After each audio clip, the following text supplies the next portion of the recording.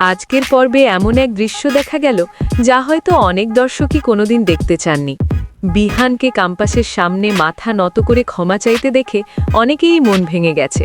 কিন্তু প্রশ্ন হলো, এই ক্ষমা চাওয়াটা কি সত্যিকারের অনুতাপের শুরু, নাকি সম্পর্কটা আরও শক্ত হওয়ার নতুন পথ? চলুন আজকের পর্বটা একটু গভীরভাবে বিশ্লেষণ করি। সত্যি বলতে আমি কোনোদিনই চাইনি বিহানকে ক্যাম্পাসের সামনে এভাবে লজ্জিত হয়ে ক্ষমা চাইতে দেখতে। এই দৃশ্যটা আবেগের দিক থেকে খুবই ভারী ছিল। তবে বিগত এক মাসে বিহানের যে আচরণ আমরা দেখেছি, তারপর এখন মন থেকে চাই বিহান যেন সত্যিই নিজের ভুলগুলো বুঝতে পারে। সে যেন উপলব্ধি করে ক্যাম্পাসকে সে কতটা কষ্ট দিয়েছে, এবং সেই ভুলের জন্য নিজের ভেতর সত্যিকারের অপরাধ বোধ তৈরি হয়।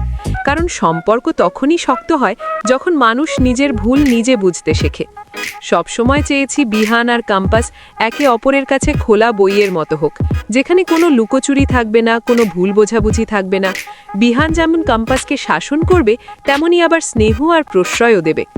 সবচেয়ে বড় কথা, ভবিষ্যতে যেন বিহান কখনো মোনার হয়ে কথা বলতে গিয়ে ক্যাম্পাসের কাছে নিজেকে ছোট না করে ফেলে, সেটাই আমাদের প্রত্যাশা।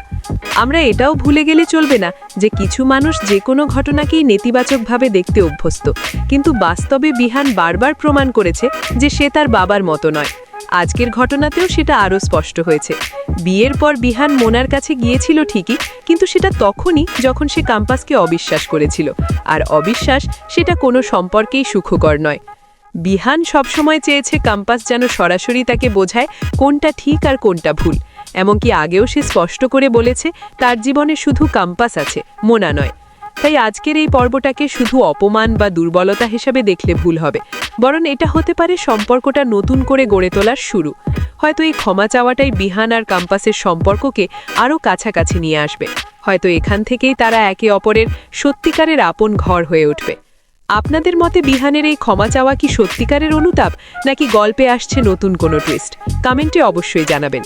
এমন নিয়মিত সিরিয়াল রিভিউ এবং বিশ্লেষণ দেখতে চাইলে চ্যানেলটি সাবস্ক্রাইব করে পাশে থাকা বেল আইকনটি অন করে রাখুন। পরের ভিডিওতে আবার দেখা হবে।